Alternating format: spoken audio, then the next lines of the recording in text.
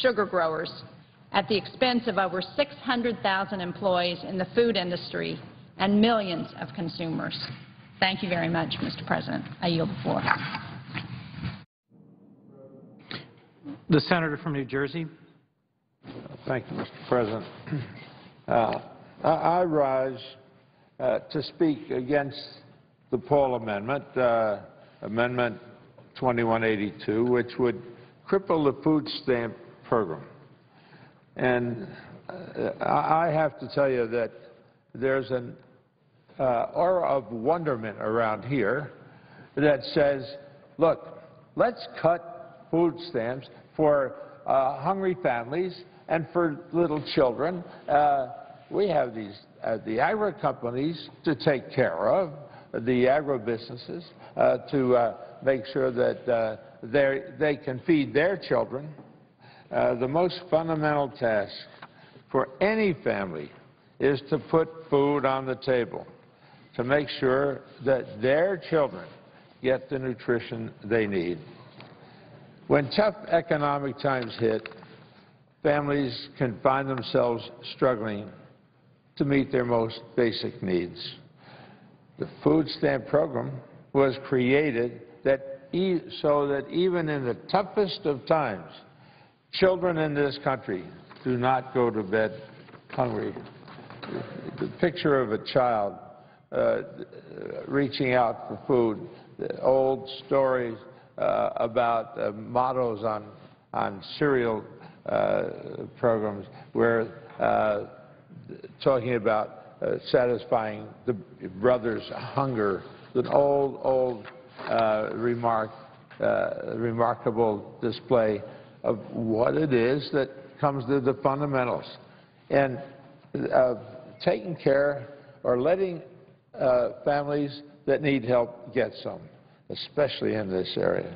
It's appalling that our Republican colleague from Kentucky has proposed an amendment to cut more than $300 billion from a program that's a lifeline for many families.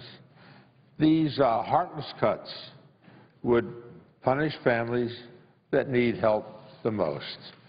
We're debating a bill that contains billions in support for big agricultural companies, but instead of targeting the subsidies they get from the federal government, from the taxpayers in the country, Republicans say that we ought to cut programs for hungry children.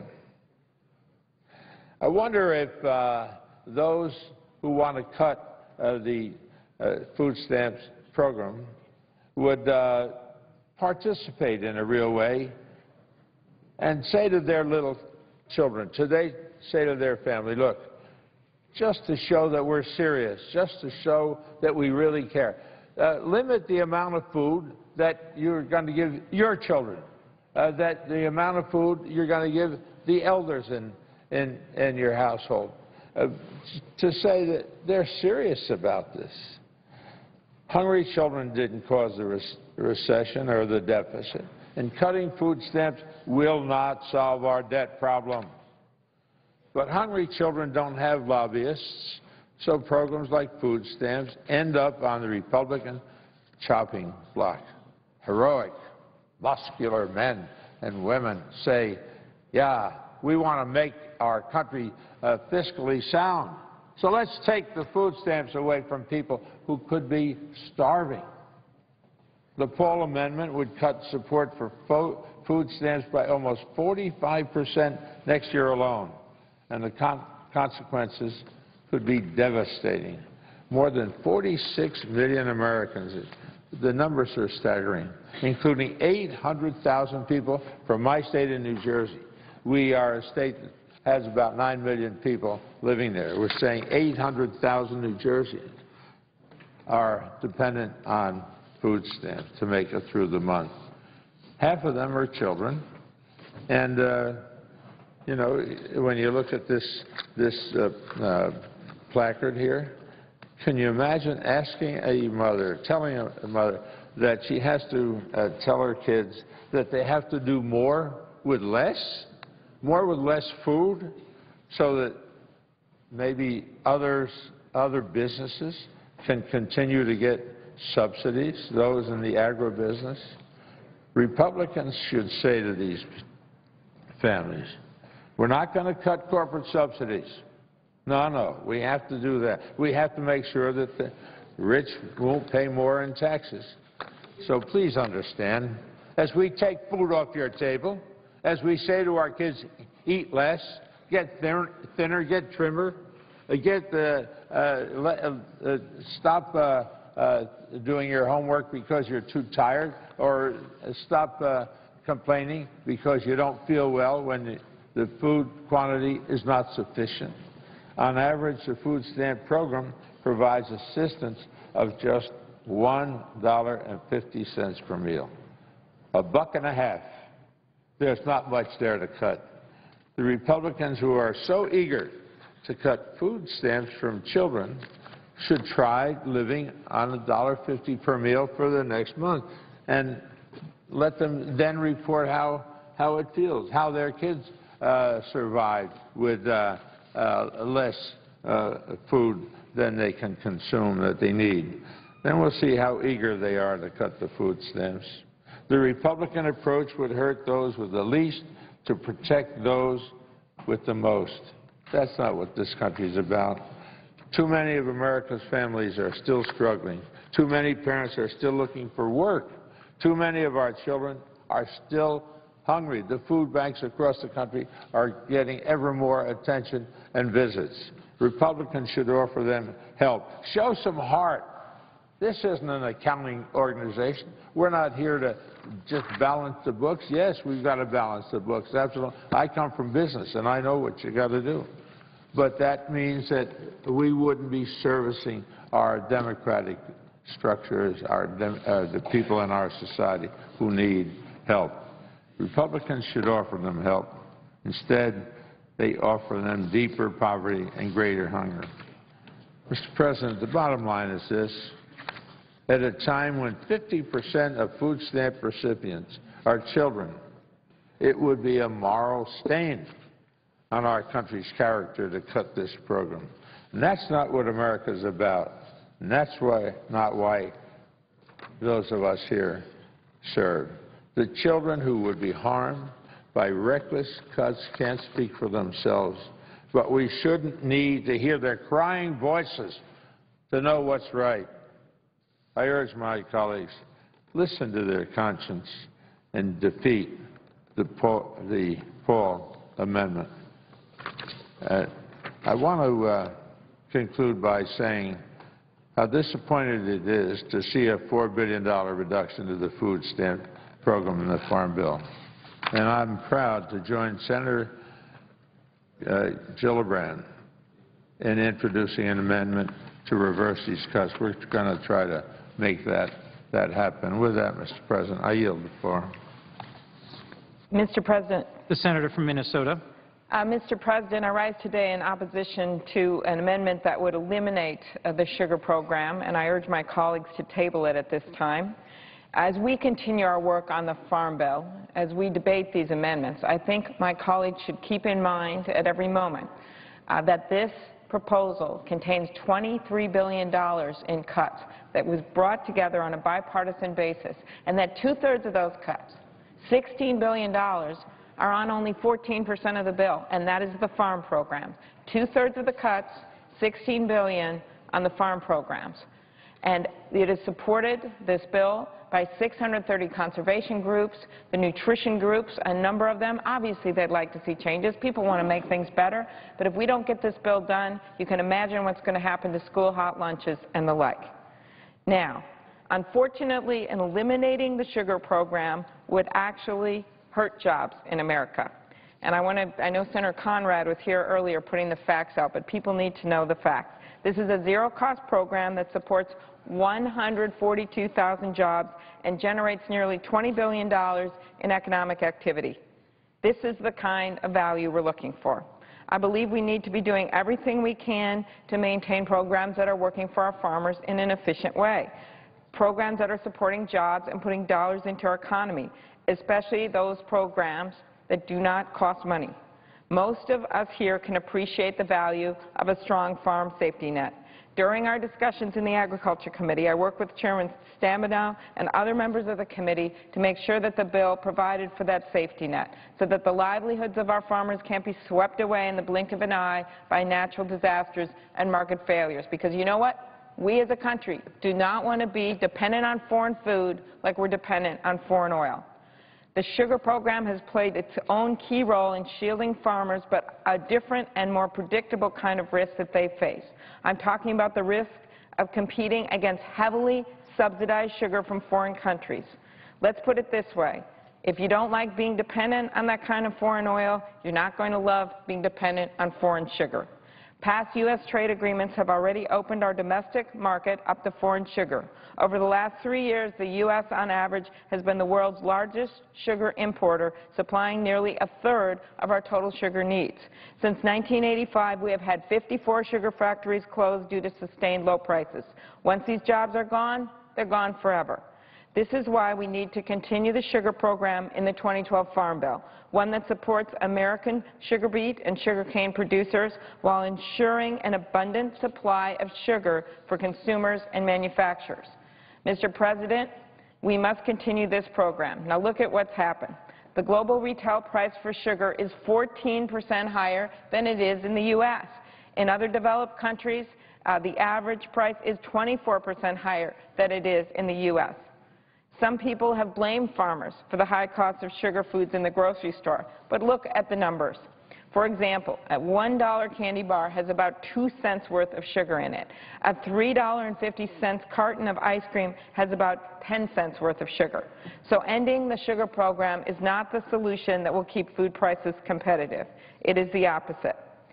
This is an important program for our country. I don't think that if changes want to be made to it, that the answer should not be to eliminate it, and that's why I ask my colleagues to join me in tabling this amendment as we work together in the future to make sure we preserve American jobs. The sugar industry supplies American jobs. Just ask the people in the Red River Valley in Minnesota and North Dakota. Thank you very much, Mr. President. I yield the floor. Mr. President. The senator from Wyoming. Mr. President, I thank my colleague from Minnesota for her comments. This is an amendment that has come up on a regular basis, always started from New Hampshire, always defeated by the United States Senate. I encourage my colleagues to table Read Amendment number 2393. This measure is known as Senator Shaheen's amendment to phase out the federal sugar program. First, I'd like to commend Chairwoman Stabenow and Ranking Member Roberts for their work on the underlying bill. They prove that the Agriculture Committee is able to take a serious look at the Farm Bill programs and improve what was working while cutting what wasn't. The sugar program is an excellent example of what works in the Farm Bill. Since its early years, the sugar program has evolved to ensure that beet and cane growers can continue to provide the United States with a safe and reliable source of sugar products. I underscore reliable because sugar is a unique commodity. Not only are sugar crops extremely limited in their seasons, but an added component is that both sugar beets and cane must be processed immediately after harvest. Processing involves what is essentially a refinery. In Wyoming, we have 3 facilities that process sugar, all of which are grower-owned and operated. You can always tell it's October back home when the large piles of sugar beets begin to appear outside the sugar plants. Workers race to produce raw sugar before the beets go bad. Any number of complications can spoil the crop and put the sugar refineries out of business. Such unique conditions produce risk that's not common with other agricultural commodities. Because much of the year sugar is produced in such a small window, a sugar program is needed to stabilize the price of sugar through the entire year. This policy benefits the very people that opponents of the sugar program wish to protect. With stability in the sugar markets, confectioners, food manufacturers, and beverage makers have a steady supply of quality sugar without wild price swings. Not only are U.S. sugar prices stable under the program, but the United States offers sugar users some of the lowest prices in the developed world. I also wish to add that the U.S. sugar program works to ensure that other nations have access to sugar markets. Some claim that the U.S. sugar program is a protectionist policy. This couldn't be more false. 17 of the largest Sugar exporting countries in Africa, Asia, the Caribbean, Central America, and South America have all expressed support for the U.S. sugar program. Matter of fact, the United States is the second largest net importer of sugar behind only Russia. The program is operated to ensure that we fulfill our trade obligations, especially within the WTO, and continues to provide a sugar market for developing nations wishing to export their product. Finally, the U.S. sugar program has been run for the past 10 years at zero cost to the U.S. taxpayer, and the U.S. Department of Agriculture predicts it will remain that way in its current form for at least 10 more. As other colleagues have mentioned, this is all while the U.S. sugar industry has helped to generate nearly $20 billion in annual economic activity in our country. Wyoming offers just a few examples of how much of an economic impact the sugar industry has on rural communities across our nation. As I mentioned, the growers and local communities in my state own the plants that refine the raw sugar we use every day.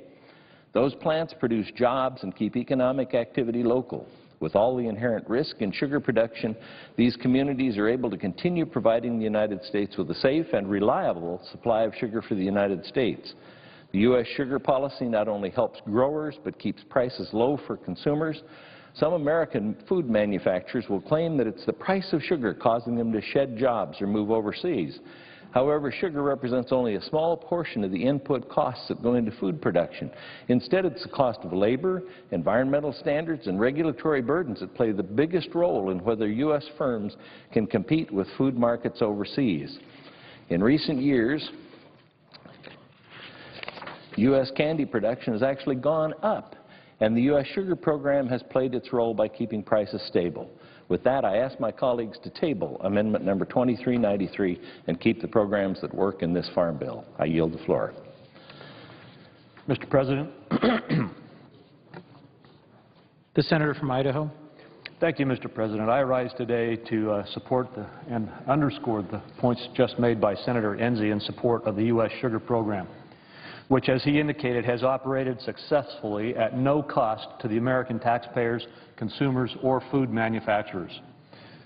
As you know, the sugar beet industry is very important to my state, Idaho, bringing in approximately $1.1 billion in revenue every year. History has shown that grocers and food manufacturers do not pass their savings from lower ingredient prices along to consumers. For example, from the summer of 2010 until now, producer prices for sugar have dropped nearly 20%.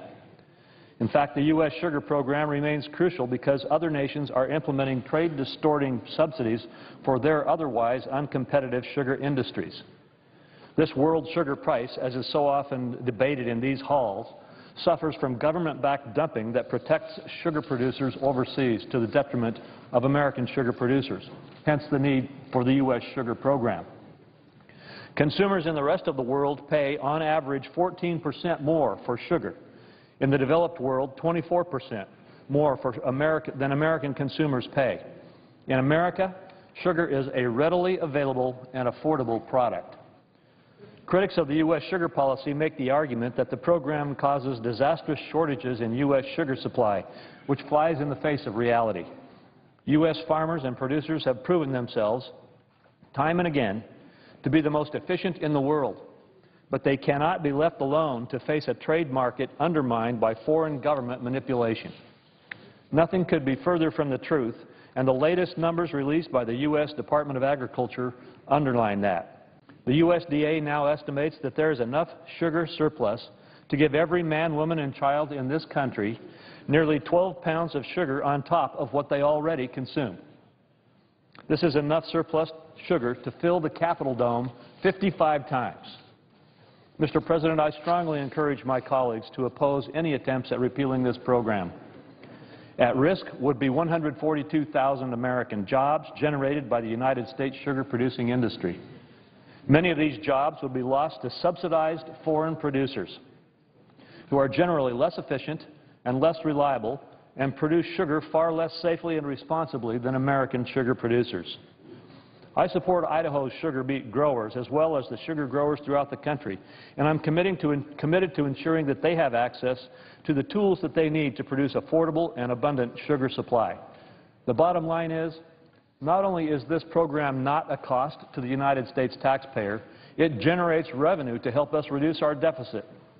These are the kinds of programs we need to protect American producers. And I encourage all of my colleagues to oppose the Shaheen Amendment. Thank you, Mr. President, and I yield the floor.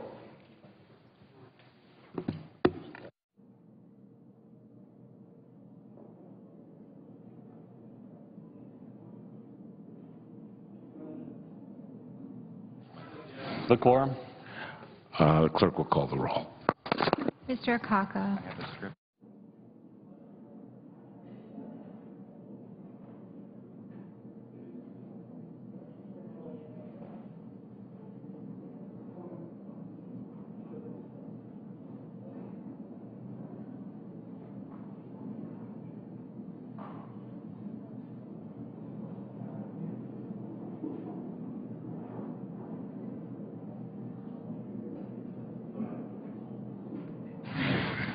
Mr. President,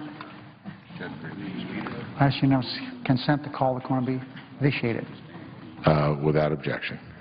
I now withdraw my motion to proceed to S. 1940. The motion is withdrawn. It's my understanding we're now on S. 3240. Is that right? And a motion to recommit with Secretary Amendment number 2393 is now pending. Is that right? Senator is correct. The clerk will report the bill. Counter number 415, S3240, a bill to reauthorize agricultural programs through 2017 and for other purposes. I now move to table amendment number 2393 and ask for the yeas and nays on that motion to table. Is there a sufficient second? Appears to be. Clerk will call the roll. Mr. Akaka, Mr. Alexander, Ms. Ayotte, Mr. Barrasso, Mr. Baucus, Mr. Begich, Mr. Bennett, Mr. Bingaman, Mr. Blumenthal, Mr. Blunt, Mr. Bozeman, Mrs. Boxer, Mr. Brown of Massachusetts, Mr. Brown of Ohio, Mr. Burr, Ms. Cantwell, Mr. Cardin, Mr. Carper, Mr. Casey,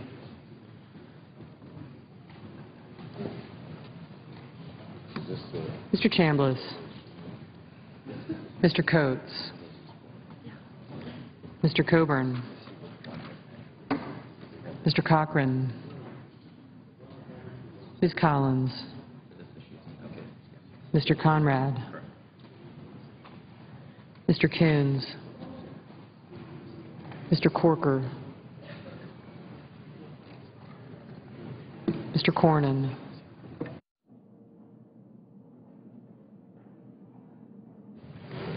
Mr. Crapo, Mr. Dement, Mr. Durbin, Mr. Enzi, Mrs. Feinstein, Mr. Franken. Aye.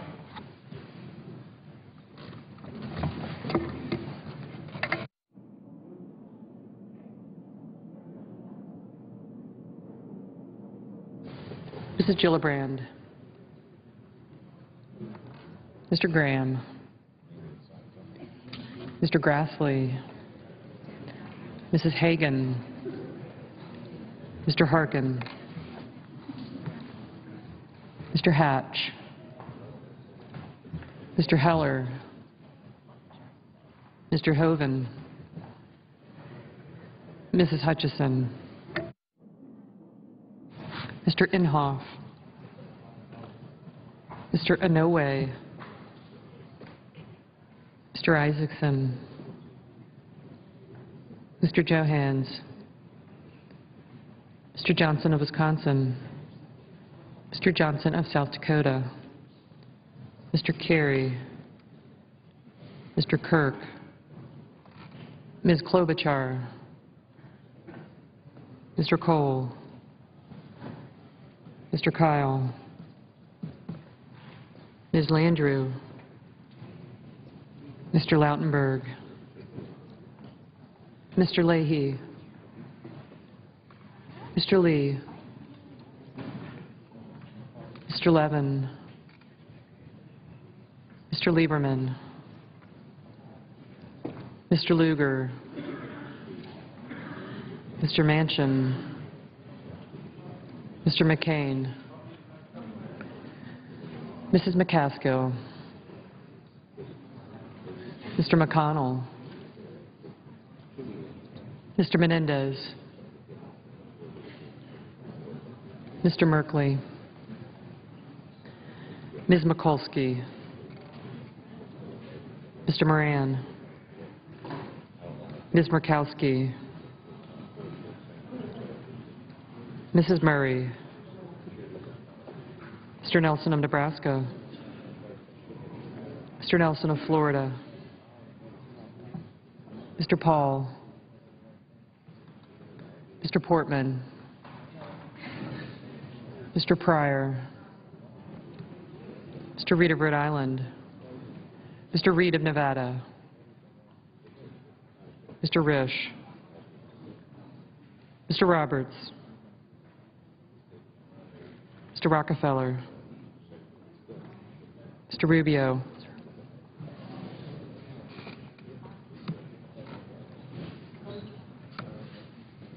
Mr. Sanders,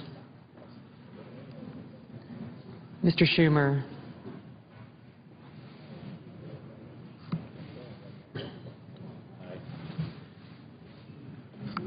Mr. Sessions, Mrs. Shaheen, Mr. Shelby, Ms. Snow, Ms. Stabenow, Mr. Tester, Mr. Thune, Mr. Toomey, Mr. Udall of Colorado, Mr. Udall of New Mexico,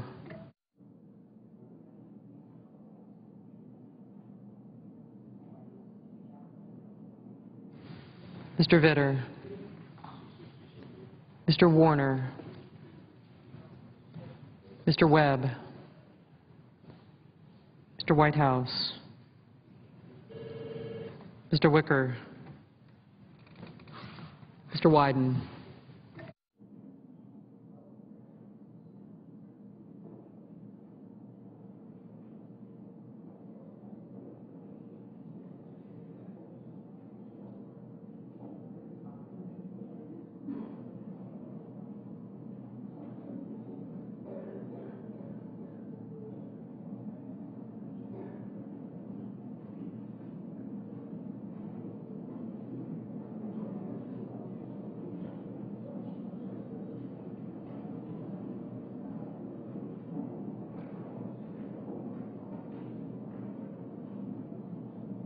Senators voting in the affirmative: Crapo, Enzi, Franken, Klobuchar, and Leahy. Senators voting in the negative: Brown of Ohio, Coons, Kyle, and Shaheen.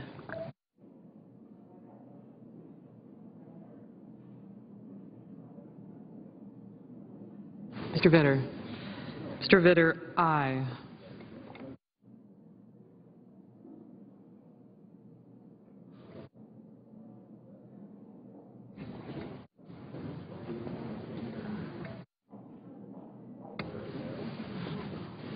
Mr. Udall. Mr. Udall of Colorado, aye.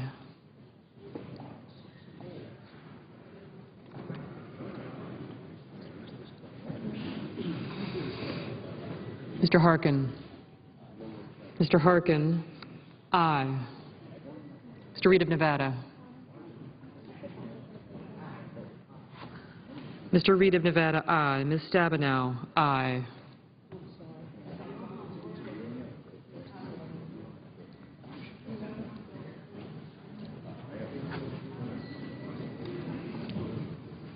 Mr. Tester.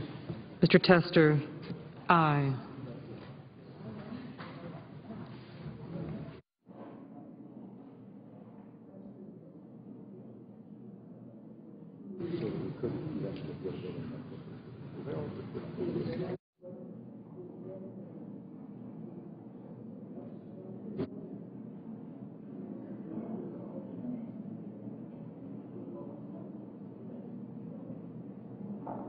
Mr. Sessions. Mr. Sessions, no. Ms. Ayotte. Ms. Ayotte, no. Mikulski. Ms. Mikulski, aye.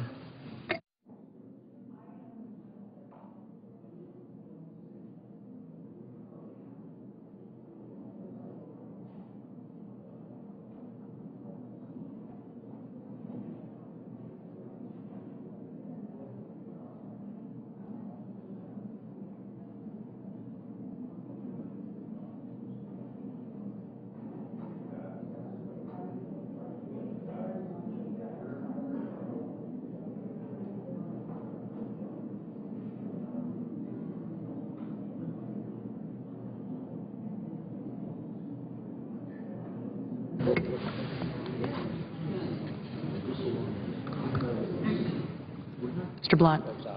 Mr. Blunt, aye.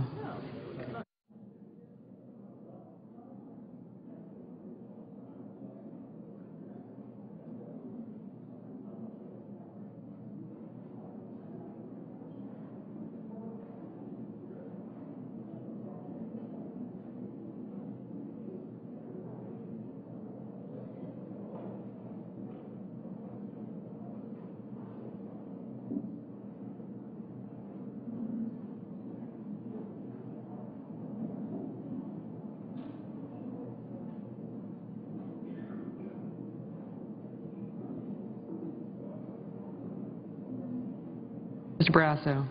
Mr. Barrasso, aye.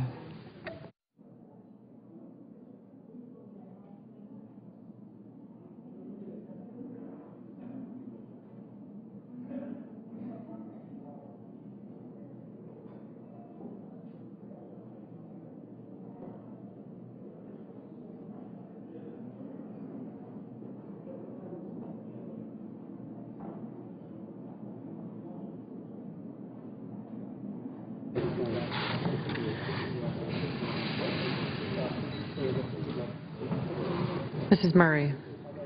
Mrs. Murray, aye. Mr. Nelson. Mr. Nelson of Nebraska, aye.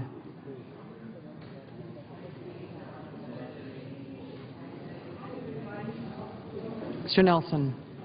Mr. Nelson of Florida, aye.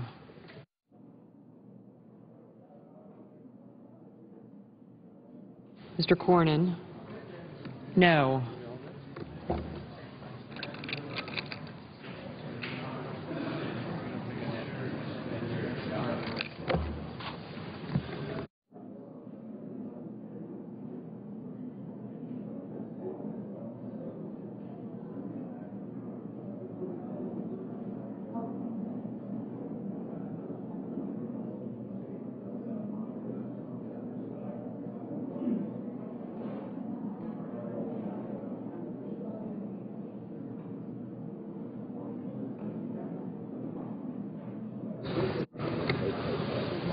Mr. Heller.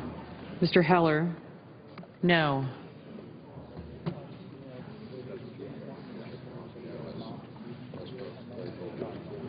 Mr. Isaacson.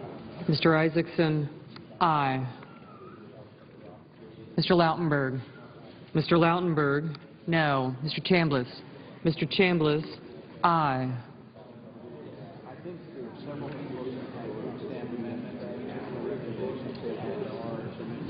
Mr. Lugar.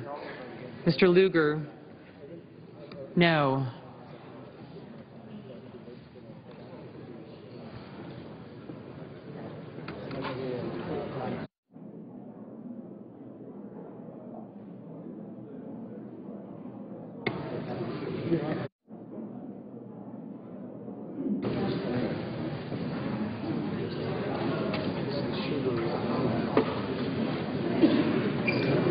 Ms. Collins.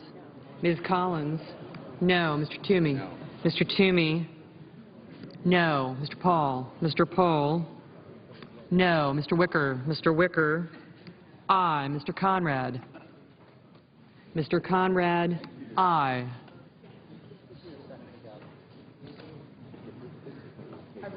Mr. Johans. Mr. Johans, aye.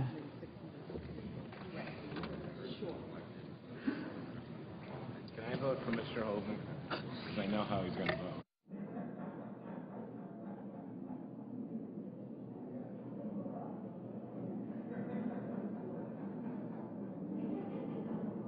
Mr. Akaka. Mr. Akaka, aye.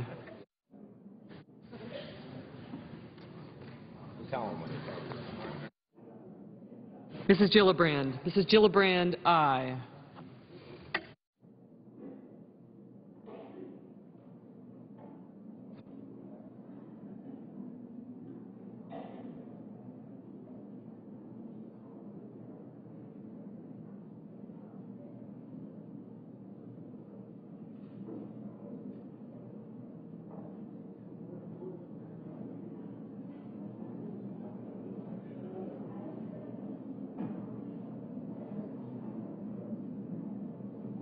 Mr. Sanders. Mr. Sanders, aye.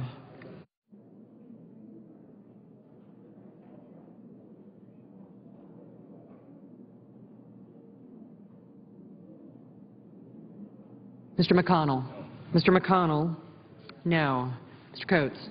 Mr. Coates, no. Mr. Dement. Mr. Dement, no. Mr. Lee. Mr. Lee, no. Mr. Johnson. Mr. Johnson of Wisconsin, no.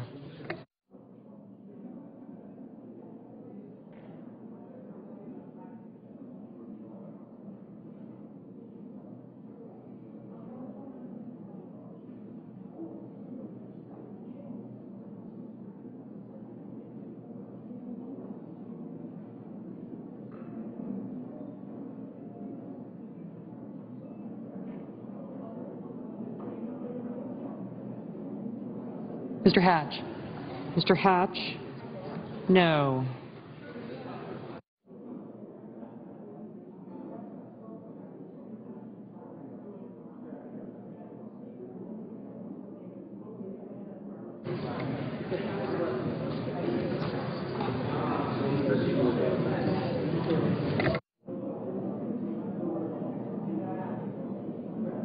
Mr. Begich. Mr. Begich, aye.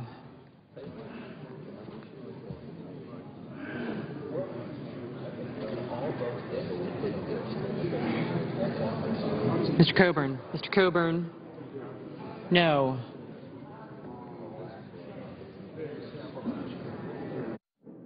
Mr. Wyden. Mr. Wyden, no.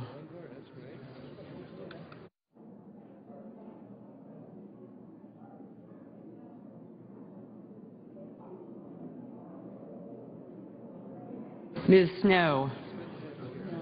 Ms. Snow, no.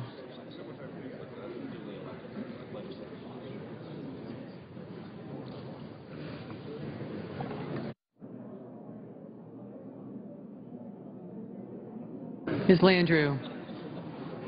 Ms. Landrieu, no.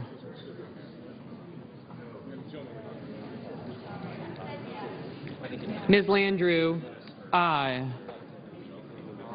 Mr. Portman. Mr. Portman, aye. Mr. Hoeven. Mr. Hoeven, aye.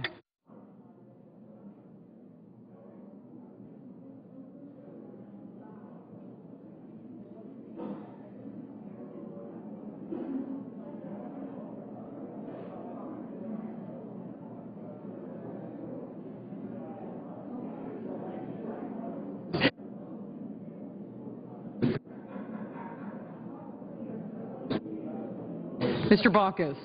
Mr. Baucus, aye. Mr. Bingaman. Mr. Bingaman, aye. Mr. Reed of Rhode Island, no. Mr. McCain. Mr. Brown of Massachusetts, no. Mr. McCain.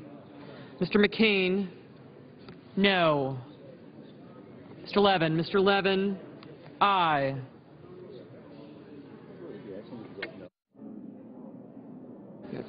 Mr. Portman, no.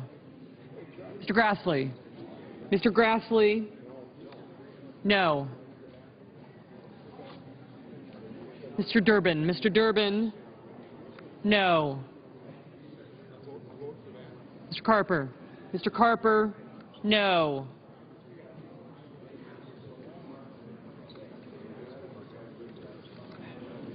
Mr. Casey. Mr. Casey, no. Mr. Mr. Udall of New Mexico, aye.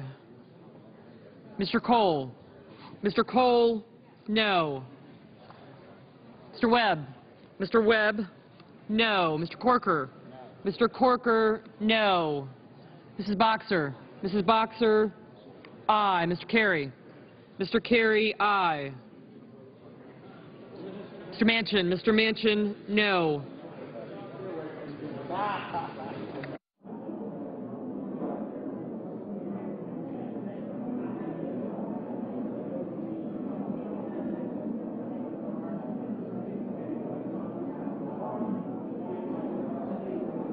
Mr. Cardin. Mr. Cardin, aye. Mr. Pryor. Mr. Pryor, aye. Mr. Graham. Mr. Graham, no. Mr. Burr. Mr. Burr, no.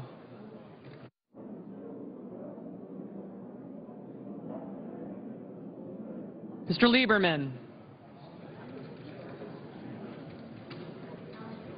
We're voting again right after this, right?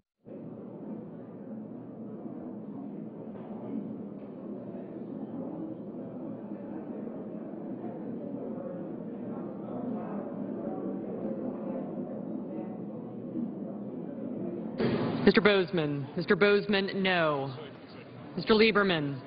Mr. Lieberman, aye. Mr. Inhofe. Mr. Inhofe, no.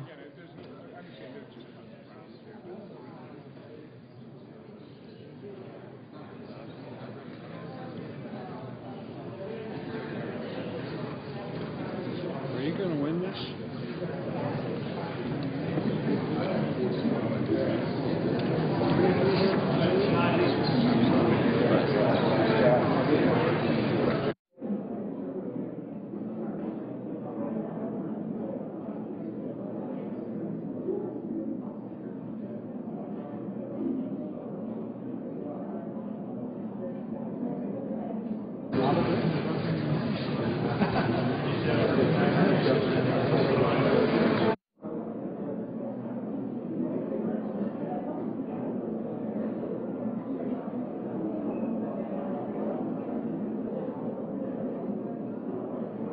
Mr. Bennett. Mr. Bennett, aye.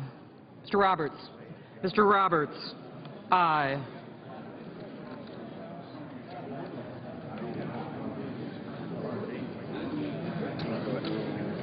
Mrs. Hutchison. Mrs. Hutchison, no.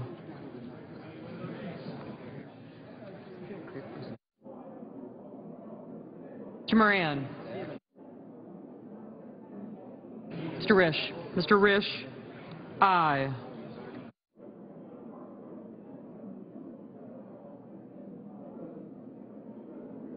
Mr. Alexander. Mr. Alexander, no.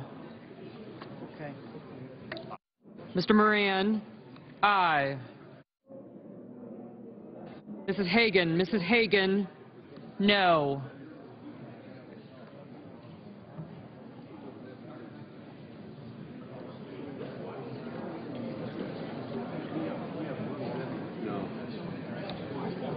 Mr. Shelby, no.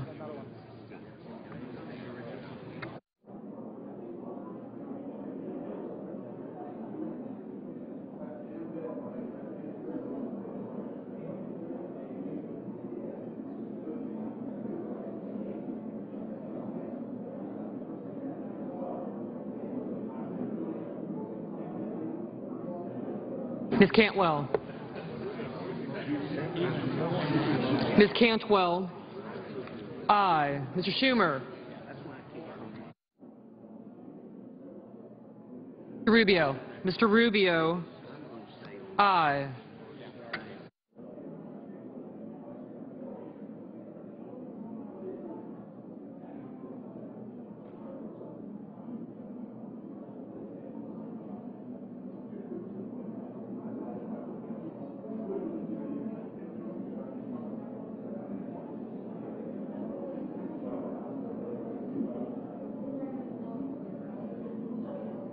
Blumenthal. Mr. Blumenthal, no. Mr. Thune. Mr. Thune, aye.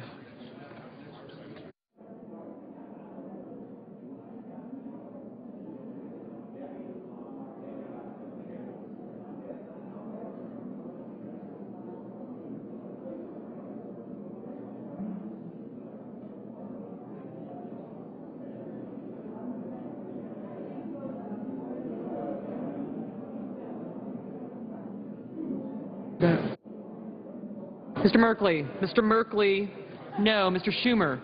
Mr. Schumer, aye. Mr. Whitehouse, no.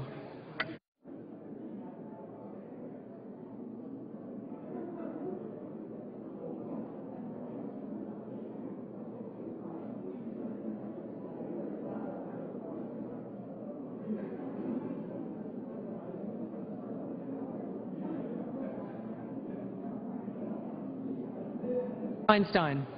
Mrs. Feinstein, aye.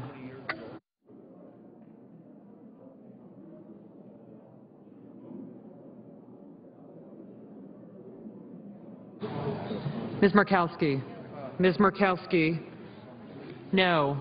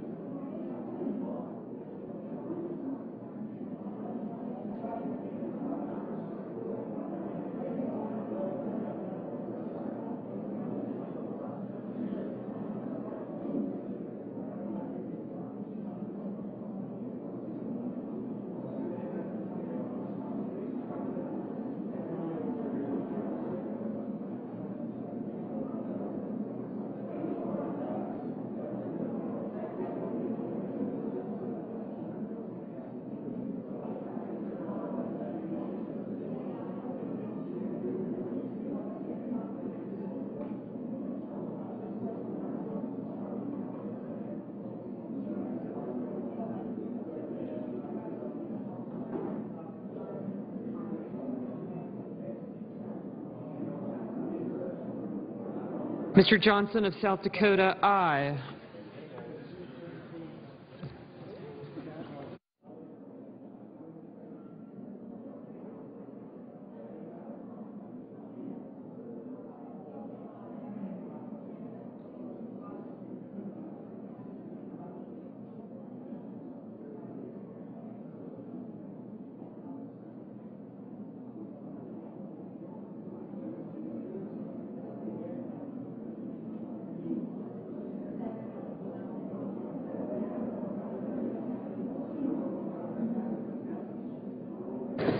Mr. Inouye, aye.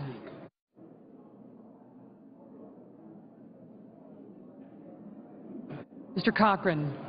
Mr. Cochran, aye. Mr. Menendez. Mr. Menendez, aye.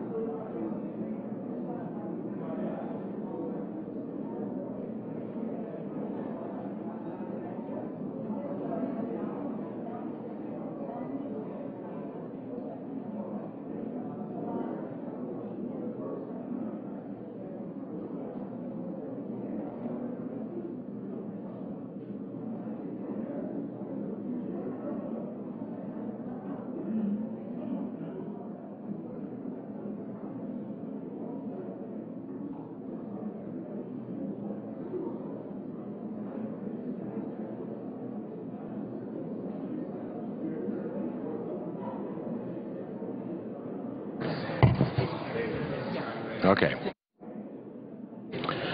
Are there any senators who wish to change their votes or to vote? Hearing none, the ayes are 50, the nays are 46. The motion to table carries. No, Mr. President. Mr. Come President, to order, please. The Majority Leader. I move to table Amendment 2392. Ask for the yeas and nays. Is there a sufficient second? There appears to be. The clerk will call the roll. Mr. President. Mr. President. Mr. President.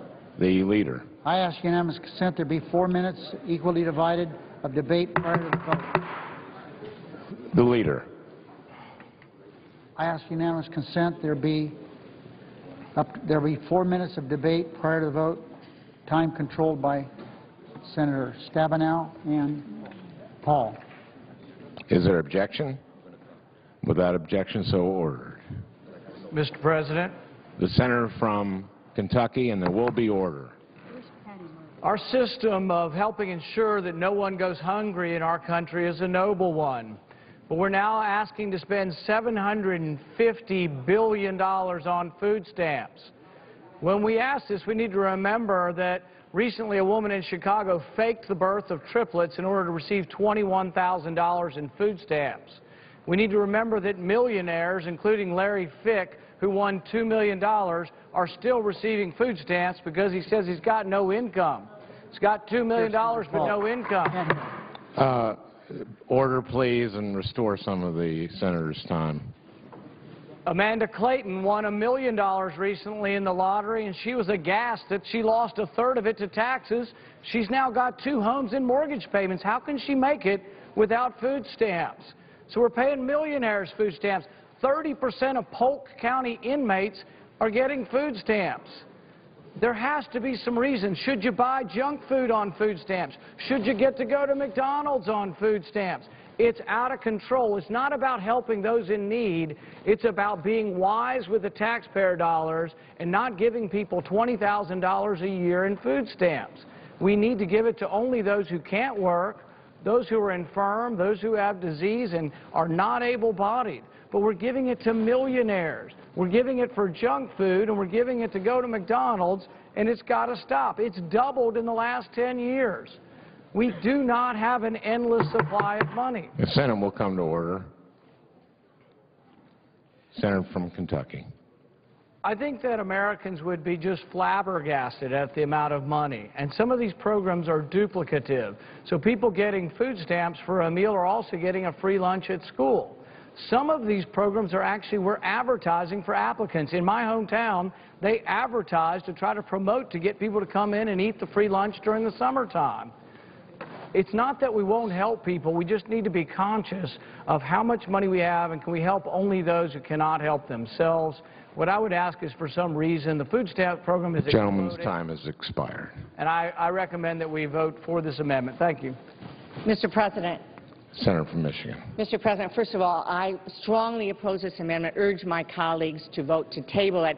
I would agree with the senator from Kentucky. Nobody who wins the lottery should get food assistance, and we outright ban it in this bill. We outright ban a number of areas where there has been waste, fraud, and abuse.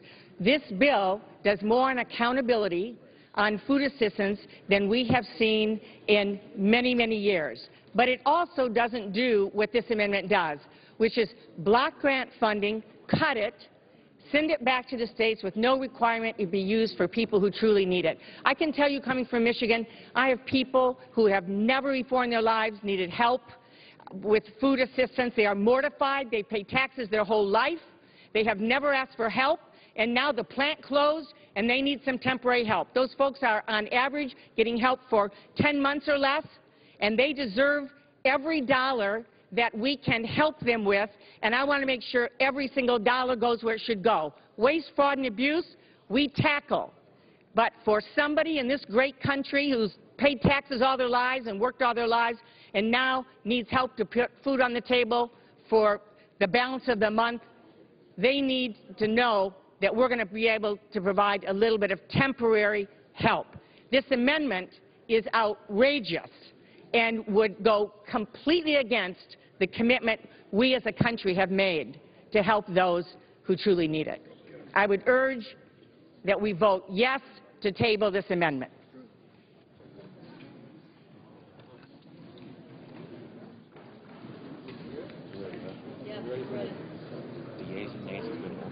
The yeas and nays have been ordered. Clerk will call the roll. Mr. Akaka.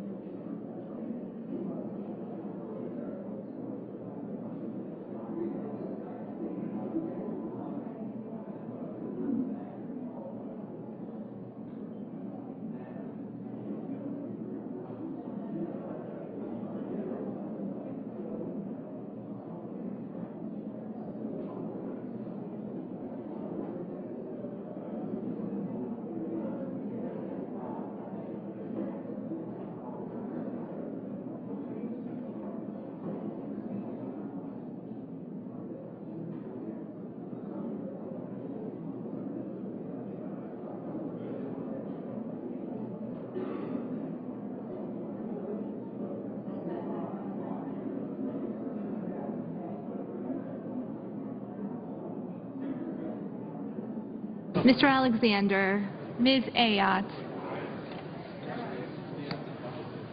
Mr. Barrasso, Mr. Baucus, Mr. Begich, Mr. Bennett, Mr. Bingaman, Mr. Blumenthal,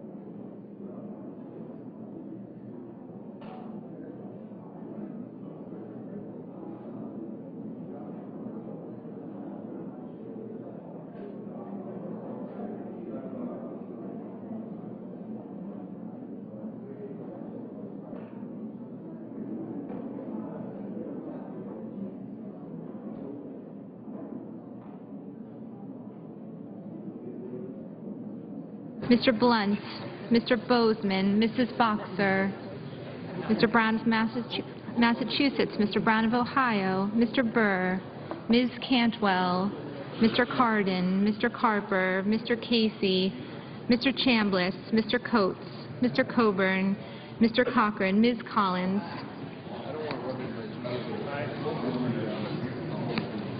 Mr. Conrad, Mr. Coons, Mr. Corker,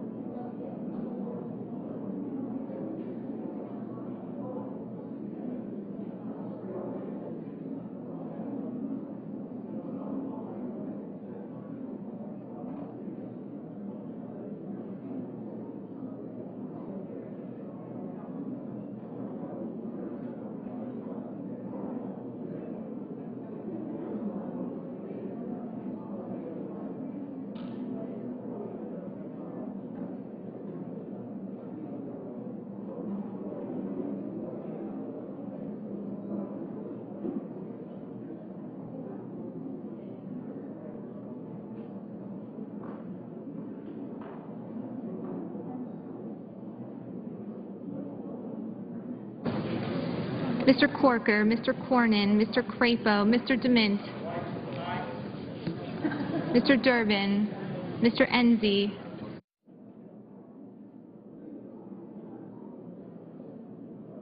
Mrs. Feinstein, Mr. Franken, Mrs. Gillibrand, Mr. Graham, Mr. Grassley.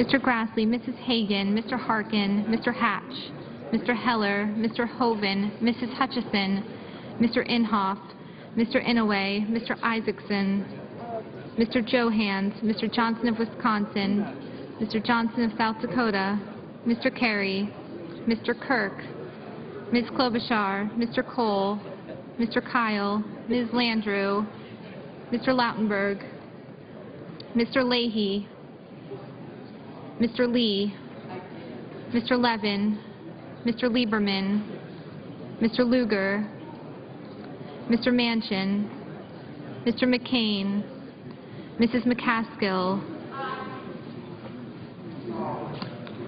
Mr. McConnell, Mr. Menendez, Mr. Merkley, Ms. Mikulski, Mr. Moran, Ms. Murkowski, Mrs. Murray, Mr. Nelson of Nebraska, Mr. Nelson of Florida, Mr. Paul, Mr. Portman, Mr. Pryor, Mr. Reed of Rhode Island, Mr. Reed of Nevada, Mr. Risch, Mr. Roberts, Mr. Rockefeller, Mr. Rubio, Mr. Sanders, Mr. Schumer, Mr. Sessions, Mrs. Shaheen, Mr. Shelby, Ms. Snow, Ms. Stabenow,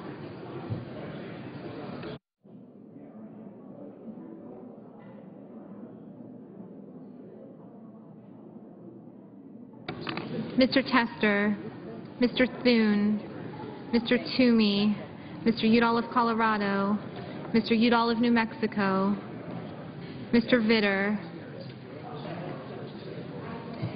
Mr. Warner, Mr. Webb, Mr. Whitehouse,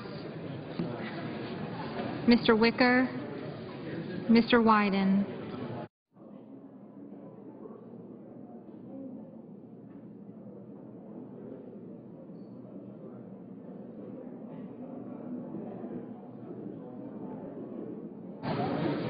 Senators voting in the affirmative: Akaka, Bennett, Bingaman, Blumenthal, Bozeman, Boxer, Brown of Massachusetts, Brown of Ohio, Cantwell, Cardin, Carper, Cochran, Collins, Conrad, Coons, Corker, Durbin, Feinstein, Franken, Gillibrand, Hagan, Hoven, Inouye, Johans, Johnson of South Dakota, Klobuchar, Cole, Landrieu, Levin, Lieberman, Lugar, Manchin, McCaskill, Menendez, Merkley, Mikulski, Murray, Nelson of Nebraska, Nelson of Florida, Portman, Pryor, Reed of Rhode Island, Roberts, Sanders, Schumer, Shaheen, Snow, Tester, Udall of Colorado, Webb, Whitehouse, and Wyden. Ms. Murkowski. Ms. Murkowski, aye. Mr. Baucus, Mr. Baucus, aye. Mr. Casey, aye.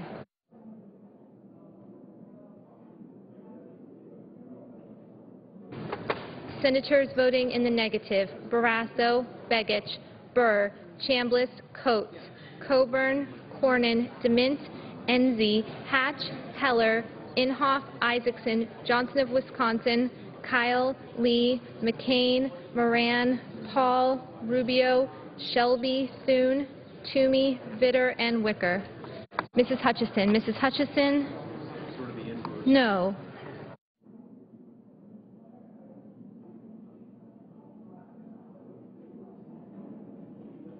Mr. Begich, aye. Mr. Graham. Mr. Graham?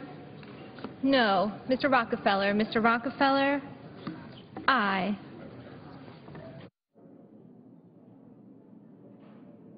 Mr. Grassley, no. Mr. Leahy, aye.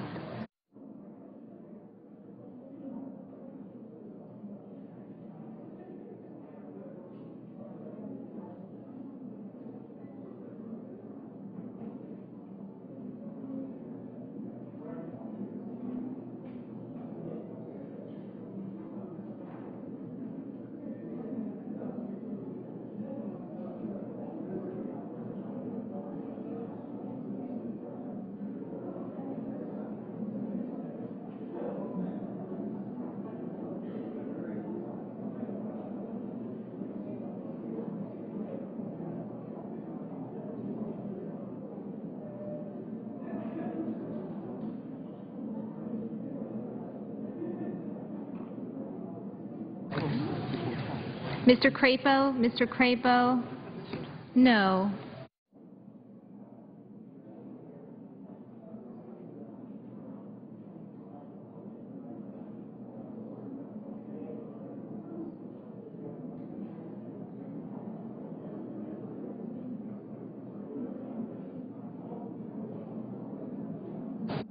Mr. Harkin? Mr. Harkin? Aye.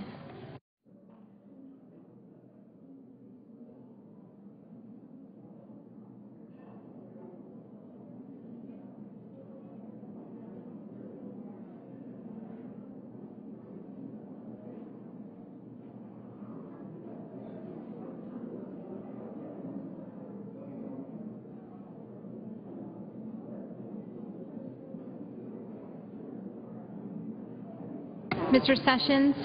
Mr. Sessions? No.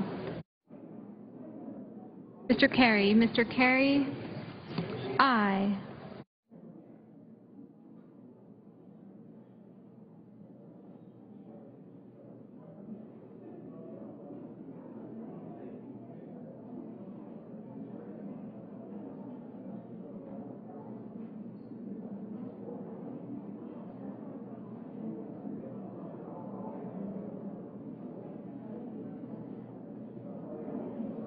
Mr. McConnell? No. Mr. Blunt? Mr. Blunt? No.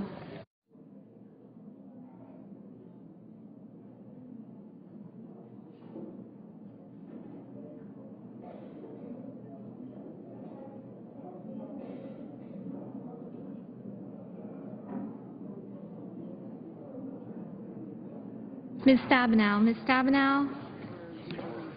Aye. Mr. Lautenberg? Mr. Lautenberg? Aye.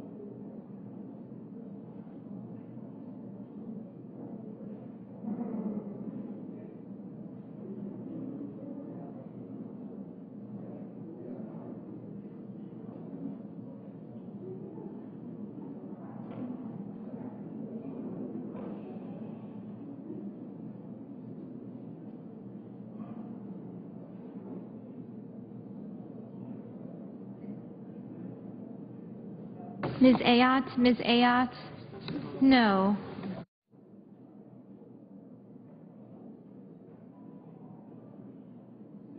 Mr. Udall? Mr. Udall of New Mexico?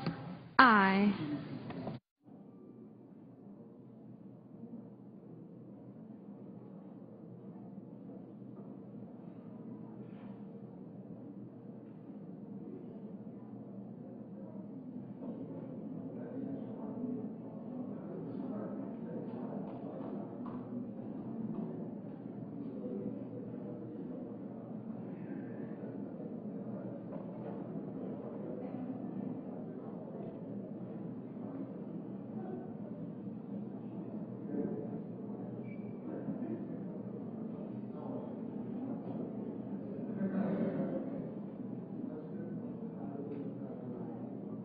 Mr. Alexander? Mr. Alexander? Aye.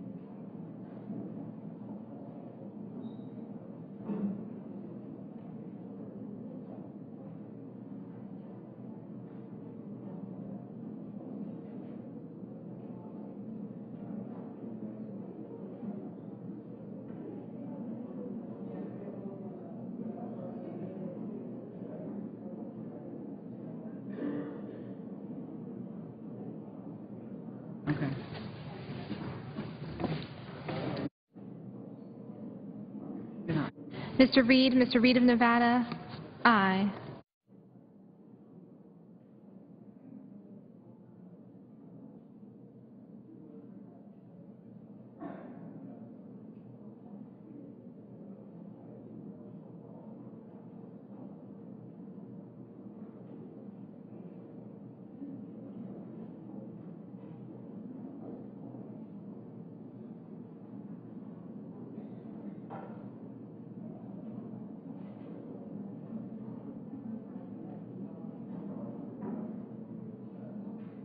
Mr. Risch? Mr. Risch? No.